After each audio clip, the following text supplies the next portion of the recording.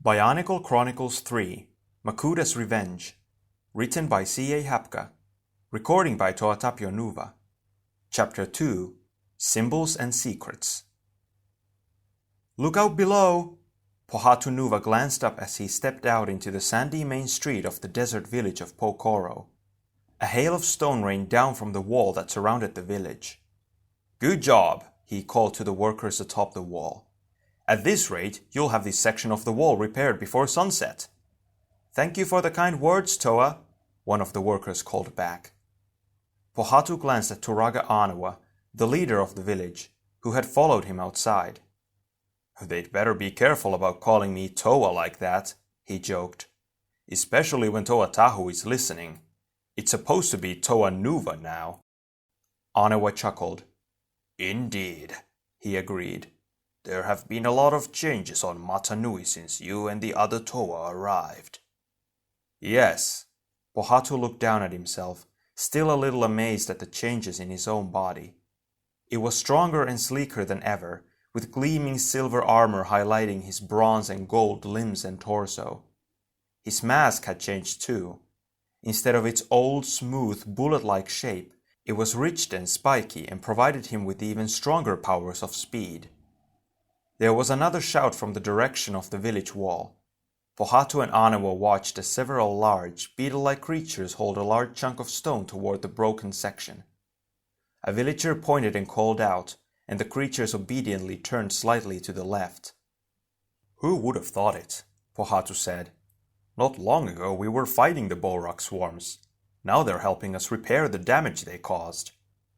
"It is amazing indeed, Toa of Stone," Anawa agreed. "I must admit, I was not certain it was the right decision, letting the Borak swarms into the villages so soon after you and the other Toa defeated their queens." "How could it be the wrong decision?" Pohatu said. "After all, it's one of the few things we 6 Toa have agreed upon since we arrived here."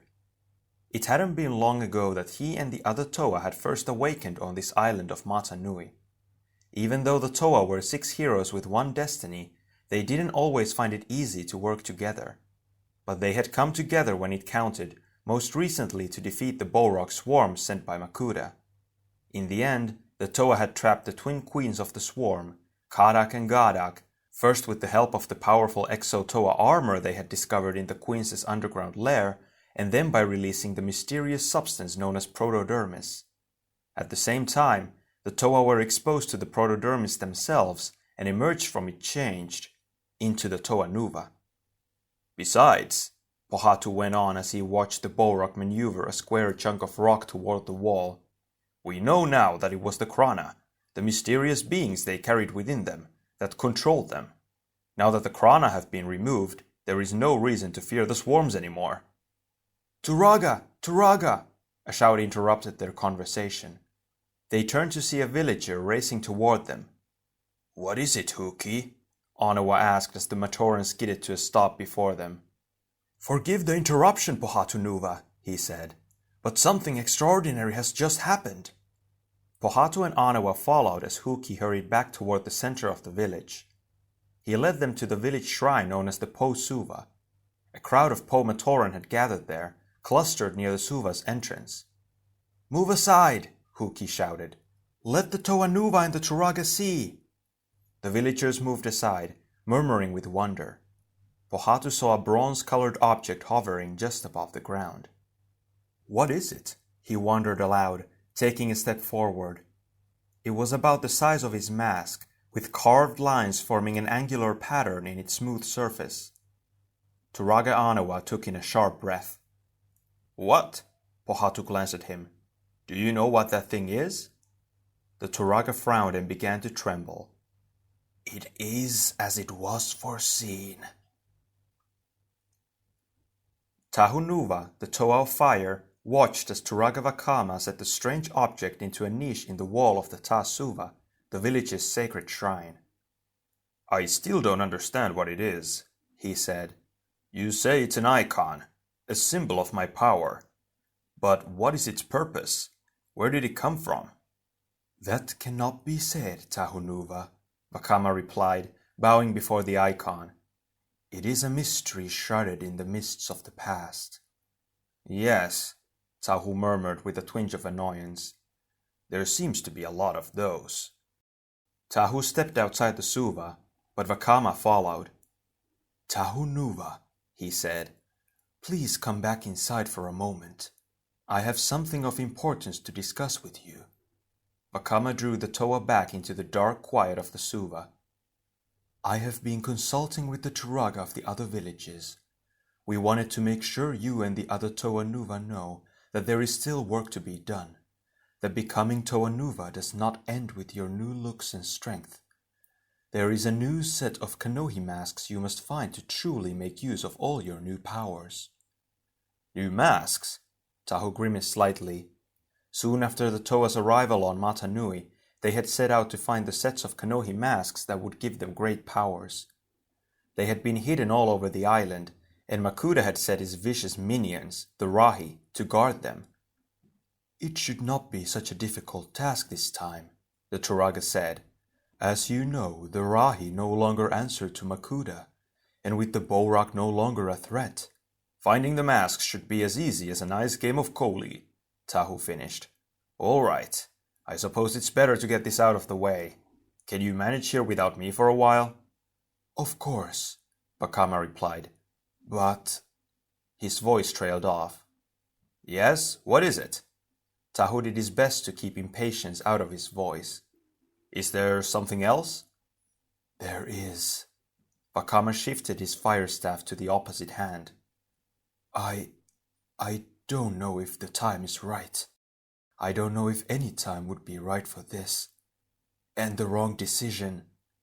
Yes, what are you saying? Tahu demanded. It wasn't like Vakama to sound so hesitant. The Turaga was usually much more like Tahu himself, quick thinking and decisive. What's the big secret? Taking a deep breath, Vakama reached into an opening in the wall and pulled something out. Tahu stared at the item curiously.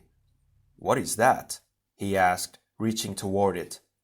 It looks sort of like a mask, but not any mask I've ever seen. Vakama held up the object. Its surface gleamed a deep flame orange. It is a mask, Vakama said, his voice low and reverent. The Kanohi Vahi, the great mask of time. It is the most powerful mask of them all. Really? Tahu reached out eagerly, but Vakama pulled it out of reach. Wait, he said, his voice so serious and commanding that Tahu lowered his hand in surprise. You must understand what this power means. Tahu frowned, irritated. I am a Toa Nuva, he reminded Vakama haughtily. I know all about the use of power. Still, Vakama held the Vahi mask away. He shook his head. This is not the kind of power you have known, he said. Your other powers are great indeed, but the power of the Vahi exists on a higher level. Do you understand what it would mean to control time itself? Tahu paused, turning over the question in his head. I suppose it would be useful in battle, he said. I could slow down time for my opponent, giving me the chance to defeat him before he could even complete a strike. Or I could use it instead of the Mask of Speed, quickening time to get me somewhere faster. Or... No, Vakama sighed. This is what I feared.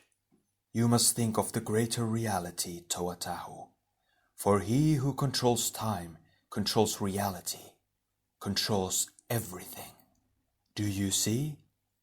I see that time connects all other powers, Tahu said slowly. Nothing else can exist without it. Yes.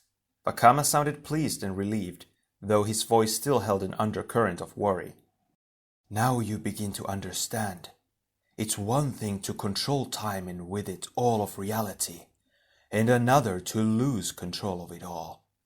The Kanohi Vahi can only be used in the direst emergency, when there is nothing to lose. Tahu paused. But I might never reach such a state of desperation at all, he said. I might never find a chance to call upon the Vahi. That is my hope, Vakama said. In fact, I think it would be better if the other Toa never know you hold it unless you need to use it.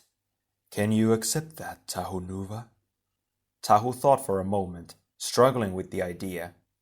To have the most powerful mask of all and never to use it, never to let on that it existed. Could he really maintain such a secret?